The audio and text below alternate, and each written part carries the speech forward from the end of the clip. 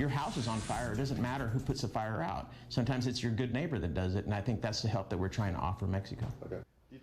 A new security push after a deadly highway attack in Reynosa. One family targeted, 3 killed, 4 others injured. The violence catching the attention of Congressman Vicente Gonzalez. Channel 5's Christian Colon live tonight at the Hidalgo International Bridge with more on those concerns. Christian. Yeah, every day thousands of people come in and out through ports of entries like this one, and 2 other categories might be commercial truck drivers or your regular tourists, 2 groups that Congressman Vicente Gonzalez says could be at risk when they're going into Mexico.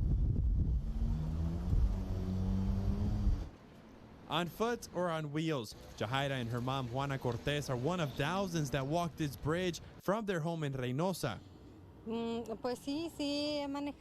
I do drive, but not often. It's mostly my husband. I rarely like to do it. Cortez says she leaves the driving to her husband. She says she avoids traveling through Mexico alone, especially since she feels more of a target as a woman. For us Mexicans, we're used to hearing that kind of violence. We have made it the norm.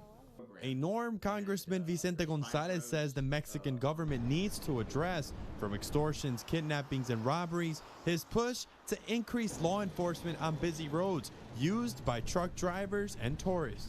We'll have, I envision high law enforcement visibility, maybe some military, from the bridge on the border all the way to Monterrey and all the way through major travel and trade routes to assure commerce and tourism can travel back and forth into our community and to Monterrey safely and other major cities. Gonzalez says he has been in contact with local and federal officials in Mexico on this issue. So far, the only operation to increase patrol on highways in Mexico includes the Safe Highway Pilot Program, launched by Mexican officials earlier this year, which secures 6 highways, including Highway 40, connecting to the international bridges. But Gonzalez says that's not enough. Another possible solution, bringing in the military.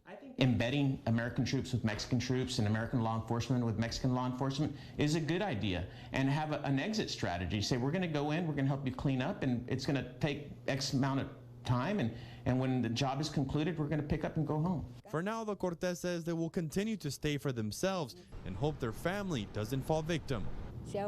I have heard it happen, that the little people earn is taken from them. It's not fair. As for Gonzalez's solutions, it's all up to the U.S. Congress and Mexican officials to listen.